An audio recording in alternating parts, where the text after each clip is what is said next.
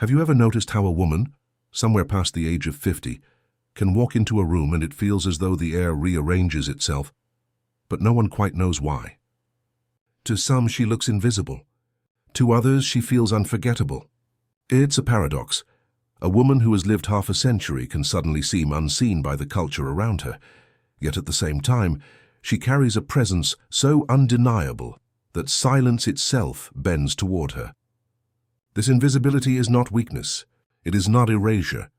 It is something far more subversive, far more powerful, something our society refuses to name out loud, because once you see it, you cannot unsee it.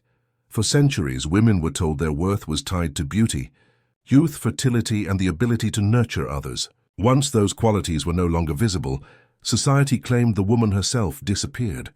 She became background, a shadow, someone's mother, someone's grandmother, someone who used to be. The cruel joke is that culture acts as if she has vanished, but she has never been more present. The so-called invisibility of women over 50 is not a disappearance, it is a transformation. It is a quiet rebellion against a world obsessed with surfaces. In the mirror, she notices the lines on her face deepen.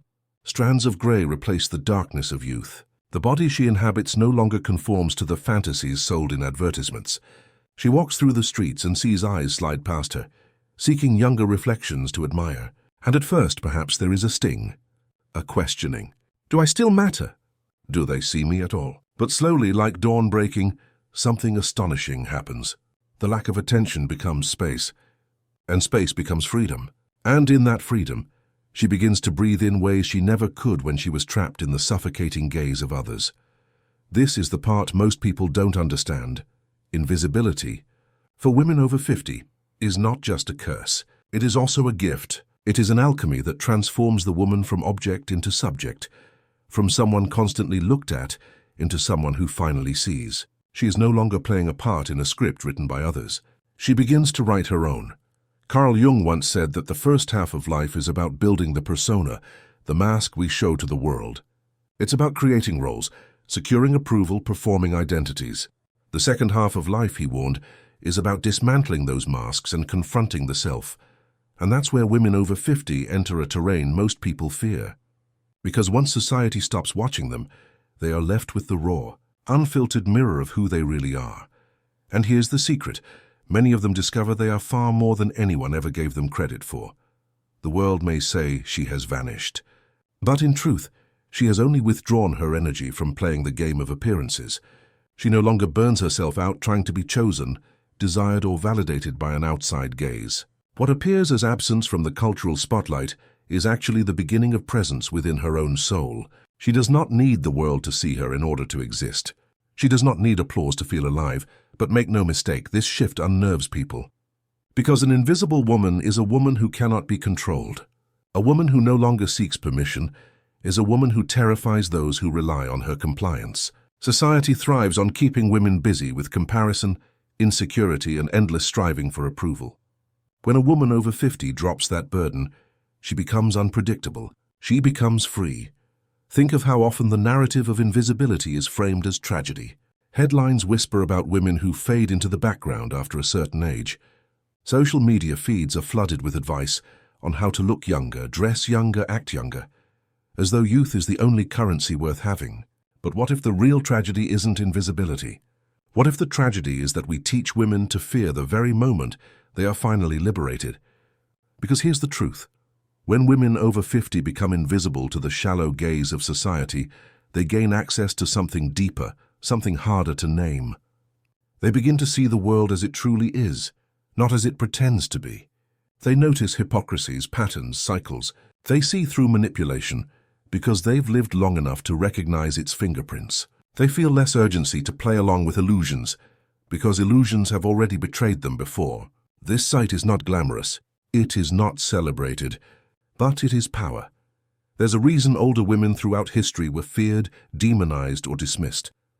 The witch hunts of Europe were not only about religion, they were about silencing women who carried knowledge outside the control of men.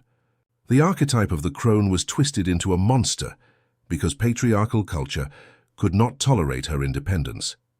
The so-called invisibility of older women today is simply a modern disguise of the same fear.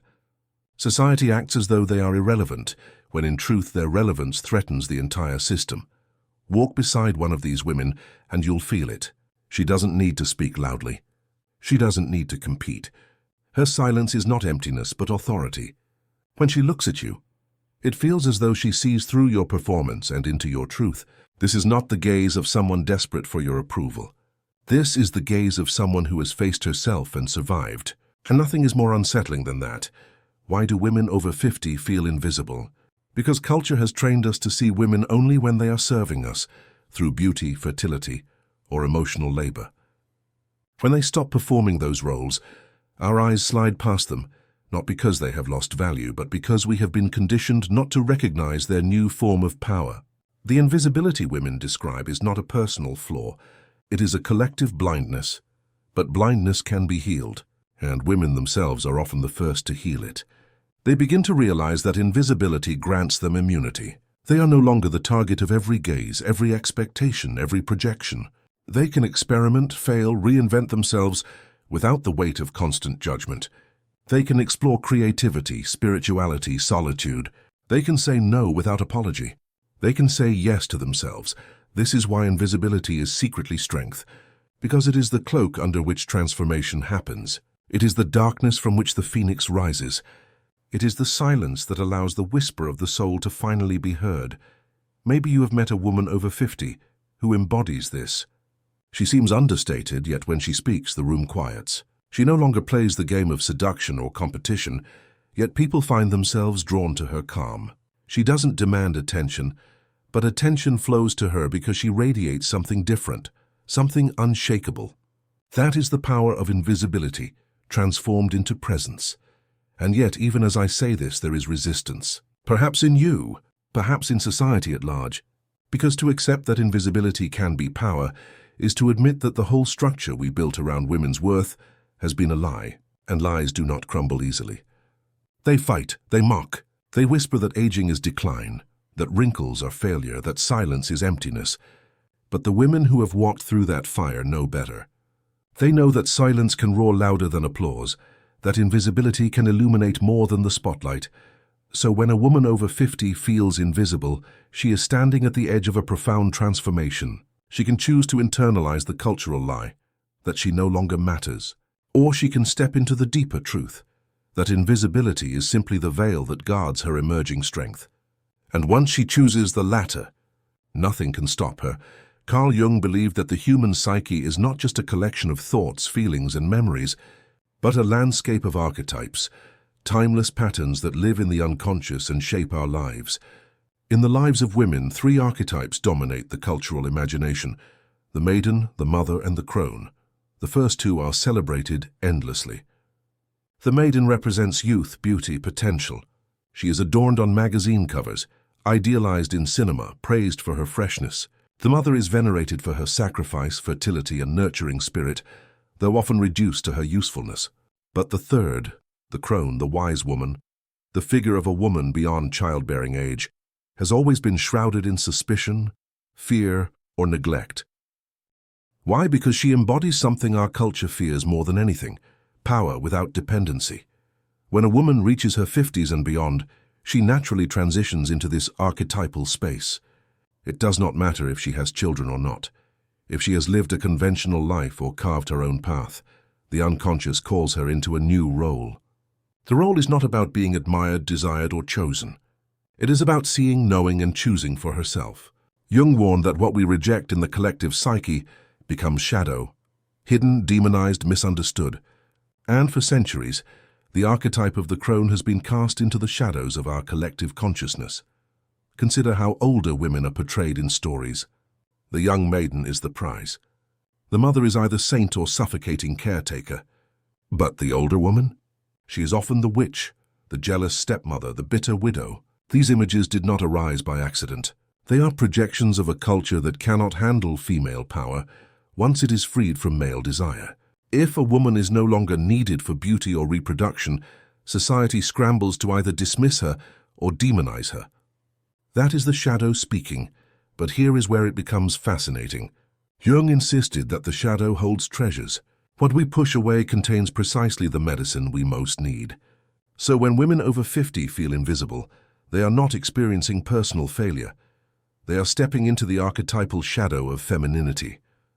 And within that shadow lies hidden strength. This invisibility, viewed through Jung's lens, is initiation. It strips away the illusions of the persona, the carefully constructed masks of attractiveness, compliance, and usefulness. For decades, many women are trained to equate worth with how well they can fulfill roles for others: lover, caretaker, mother, supporter, beauty. But when the gaze of society turns elsewhere, when the roles no longer hold the same currency, what remains? The answer is startling. The self in Jungian psychology is not ego. It is the totality of the psyche, the deep center where wholeness resides. Jung argued that the second half of life is meant to bring us closer to that self. And women over 50, by virtue of cultural invisibility, are pushed toward it whether they seek it or not. What looks like loss on the outside, loss of visibility, desirability, cultural relevance, becomes on the inside a radical opening to the unconscious. This is why many women describe their 50s and 60s not as decline, but as awakening. Freed from the endless gaze, they discover creativity they never had time for before. They write, paint, dance, garden, study, travel. They discover spirituality in ways they couldn't when they were tethered to others' needs. They explore sexuality in new forms, deeper, freer, less performative. They confront their shadow, anger, grief, regret, and instead of drowning in it, they integrate it. Yet society rarely celebrates this stage. Why? Because it cannot control it. The maiden can be idolized, the mother can be idealized, but the crone defies categorization. She is not useful to the system that thrives on women's self-doubt. She doesn't buy the anti-aging cream. She doesn't chase male approval. She doesn't measure herself by productivity. She becomes inconvenient. And what society calls invisibility is really exile, a collective attempt to silence what it cannot dominate. But exile is also sanctuary. Jung said that what we deny in ourselves becomes fate. Women who internalize the cultural lie of invisibility often feel despair, bitterness, or insignificance. But those who confront it, those who look at the shadow directly, find liberation. They realize that invisibility is not annihilation, but protection. It shields them from the trivial, from the shallow, from the exhausting performance of fitting in. It gives them space to meet their authentic self. Imagine the difference between being unseen and being free. At first glance, they look alike. Both suggest absence from the eyes of others. But one is prison, the other is sanctuary. The woman who mourns invisibility sees it as rejection. The woman who embraces it experiences it as spaciousness. The shift is subtle but seismic, and it is in this spaciousness that the true strength emerges. Jung said, "Until you make the unconscious conscious, it will direct your life and you will call it fate." Women over 50, freed from the gaze, are uniquely positioned to do this work. They can turn inward without distraction, confront their shadows, and bring into the light the wisdom that younger versions of themselves never had the time or safety to uncover. No wonder history feared them. No wonder they were called witches. For what is a witch if not a woman who refuses to be defined by others, who sees through illusions, who claims her own authority? To be invisible to society is to be visible to oneself. And once you see yourself, truly see yourself, you can never again be controlled. Of course, this path is not automatic. Not every woman finds empowerment in invisibility. Some wrestle with loneliness, with grief for what was, with a sense of being discarded. These feelings are real and deserve compassion. But if they stay with the process, if they walk through the shadow instead of resisting it, something miraculous happens. They begin to realize that the cultural gaze was never the source of their worth. It was a distraction from it. And when they emerge on the other side of that realization, they carry something the culture cannot name but desperately needs: authenticity, presence, a wisdom that does not beg to be seen, but radiates whether anyone notices or not. Jung would say this is individuation, the process of becoming whole. And women over 50, through the very invisibility society dreads, are pushed closer to this wholeness than perhaps anyone else. So the question is not, why do women over 50 feel invisible? The question is, what does invisibility reveal? And the answer is unsettling for a culture built on shallow ideals. Invisibility reveals strength, freedom, and authority that no one can grant or take away. It reveals a woman who no longer plays by the rules because she has realized she was the one writing the rules all along. There is a moment, subtle yet unmistakable, when invisibility shifts.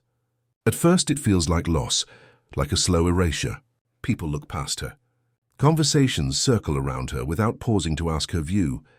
Compliments that once flowed now trickle into silence.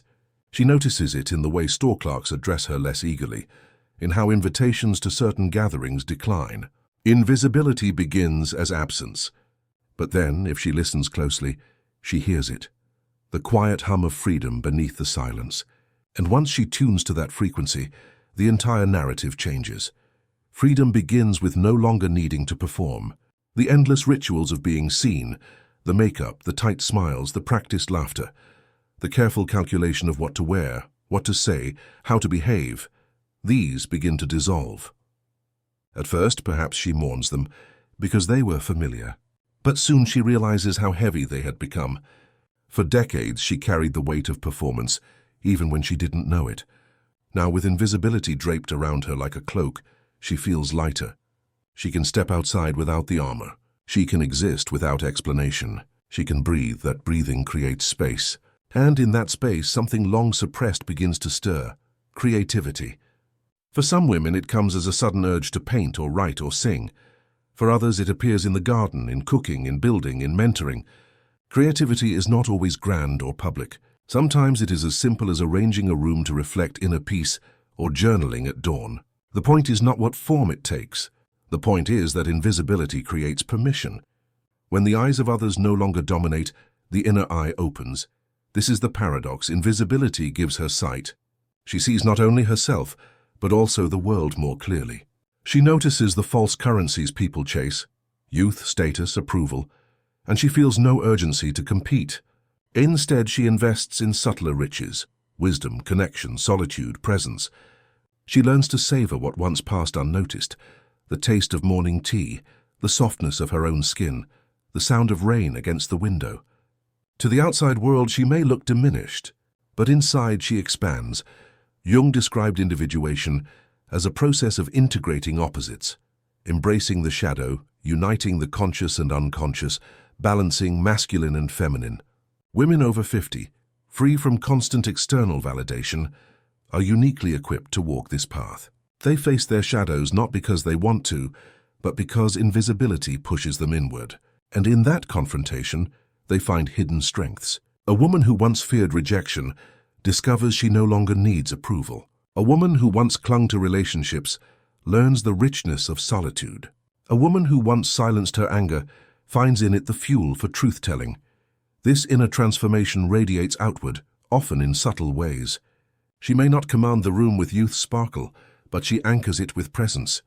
People find themselves drawn to her calm, her groundedness, her authenticity. She does not beg for attention, but attention gravitates toward her anyway. Because in a world of masks, wholeness is magnetic, and here lies the secret strength. Invisibility trains her to lead without needing recognition. She becomes the quiet mentor, the trusted friend, the one people seek when they are tired of shallow games. She knows what matters and what doesn't. She can sit with silence without needing to fill it. She can hold others' pain without drowning in it. She becomes, in a sense, untouchable, not because she is hardened, but because she is whole. Think about the women history tried to erase but could not. The mystics, the writers, the healers. Many of them lived on the margins, overlooked by their societies. And yet their words, their insights, their presence shaped generations after them. Why? Because invisibility gave them the solitude to listen to deeper truths. Because while the world was busy ignoring them, they were busy becoming themselves. The same happens today, quietly, in countless homes and communities. A woman who no longer fights for visibility starts a business that reflects her values instead of the market's demands. Another pours her wisdom into grandchildren, not as obligation but as choice, teaching them resilience and imagination. Another finally writes the book she's carried in her chest for decades, or paints the canvas that tells her story without words. These acts may never make headlines.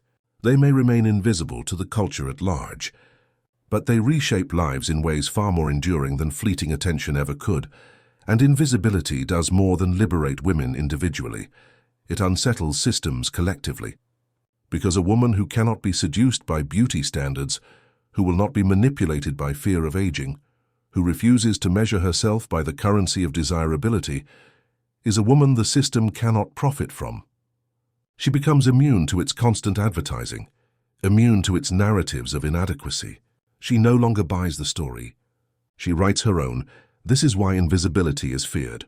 Because when women stop performing for society's gaze, the entire structure of control trembles.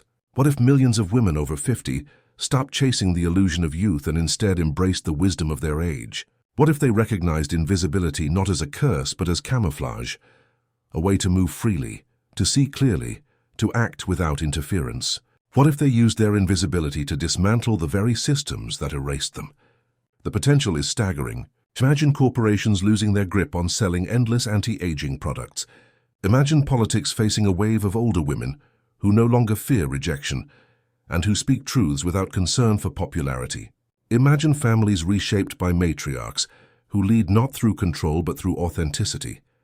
The so-called invisible women could become the most revolutionary force in society, precisely because no one is watching them, and perhaps that is their greatest advantage. Attention is overrated. It distracts, distorts, consumes. But invisibility? Invisibility is stealth. It is the ability to move beneath the radar, to choose your battles, to conserve your energy. It is the cloak of wisdom worn by those who have nothing left to prove. And when women over 50 embrace that cloak, they step into a kind of power that does not shout but resonates, does not dazzle but endures. She is not invisible. She is veiled, and the veil is not to hide her, but to protect her until she is ready to emerge on her own terms. And when she does, the world will see. Not the woman it tried to erase, but the woman it was never ready for. There is a certain poetry in the way invisibility works. It sneaks in quietly like twilight. At first it unsettles. Colors dim, outlines blur, familiar things lose their sharpness.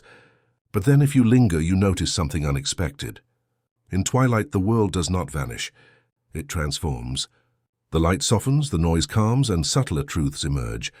So it is with women over 50. Their invisibility is not erasure. It is twilight. And twilight holds its own kind of radiance. To be invisible in a culture obsessed with surfaces is to slip free from its chains. It is to no longer be defined by whether someone is looking. It is to finally exist on one's own terms. That is not weakness, it is liberation. And liberation, for women who have spent decades carrying expectations, is nothing short of revolutionary. When a woman accepts invisibility, she is not saying, "I no longer matter." She is saying, "I no longer need to matter in the way you told me I should." She stops chasing the applause of others because she has discovered a deeper audience, her own soul. She stops fearing rejection because she has already faced the most profound acceptance, the acceptance of herself. She stops competing for attention because she has realized attention is a poor substitute for presence. This is why women over 50 become so formidable. They may not seek power, but power radiates from them. Not the kind of power that shouts or dominates, but the kind that anchors, the kind that listens without flinching, speaks without needing approval, loves without losing itself. The kind of power that cannot be bought or sold because it was never for sale in the first place. History has always known this. That's why older women were often cast as witches, seers, or wise women. They were feared not because they were truly invisible, but because they were untouchable. Their power did not rely on others seeing them. It resided in what they had seen themselves. They had witnessed life in all its beauty and brutality. They had survived love, loss, betrayal, joy, grief. They carried maps of the human heart drawn from lived experience. And those maps were dangerous to systems built on illusions. Modern culture may not burn witches at the stake, but it burns them with silence. It erases them from media, sidelines them in conversations, dismisses them with stereotypes, and yet like embers hidden under ash, their fire continues to glow. You cannot extinguish the wisdom of lived experience. You cannot erase the wholeness of a woman who has met herself in the mirror and refused to turn away. The tragedy is not that women over 50 feel invisible. The tragedy is that the world has not yet learned to see them. But perhaps that is also the gift. For while the world averts its gaze, they are left alone long enough to discover truths that others will one day need. They are left to cultivate strength, resilience, and clarity that no applause could ever provide. And when the time comes, when the world finally looks back, they will be ready, not desperate but steady, not begging but offering, not seeking to be saved, but embodying what salvation looks like when it comes from within. Every woman who has crossed 50 stands at this threshold. One path leads to bitterness, resentment, longing for the visibility that once was. The other leads to liberation, creativity, presence, and power.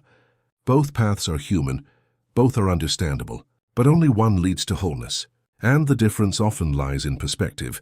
Do you see invisibility as rejection or as freedom? Carl Jung said, "What you resist not only persists but grows." To resist invisibility is to remain trapped in its pain, but to embrace it is to transform it. To wear invisibility like a cloak is to become untouchable, unshakable, unseen by those who would diminish you, yet profoundly seen by those who truly matter, including yourself. And so the question is not, why do women over 50 feel invisible? The deeper question is, what if invisibility is the very soil from which their strength grows? What if invisibility is not the end of the story, but the beginning of a new chapter? A chapter where women no longer live for the gaze of others, but for the truth of themselves. Invisibility, then, is not an absence. It is presence in another form. It is not silence. It is a frequency too deep for shallow ears to hear. It is not weakness. It is strength refined, condensed, hidden in plain sight. The next time you see a woman over 50, look again. You may think she has faded, but perhaps it is you who cannot yet see the spectrum she now inhabits. Her power does not shout. It hums. It does not clamor. It steadies. She has become invisible to the world because the world's vision is shallow. But to those willing to look deeper, she is luminous. And perhaps this is the true secret. Invisibility is not about being unseen. It is about being unseen by the wrong eyes so that you can finally be seen by the right ones. It is about no longer wasting energy on audiences that will never understand, and instead turning toward the inner stage where the most important witness of all waits, you. So, to every woman over 50 who feels invisible, know this: you are not fading, you are distilling, you are not disappearing. You are sharpening into essence. You are not being erased. You are being written into a language so profound that only those with courage can read it. The world may not celebrate you, but you were never meant to live for its celebration. You were meant to live for the kind of strength that does not vanish with age, but grows deeper with it. Invisibility is your strength because it frees you. And freedom is the one thing no one can take from you. Not time, not culture, not silence. It belongs to you. And you in your so-called invisibility belong to yourself in a way you never did before. That is not weakness. That is the greatest strength of all.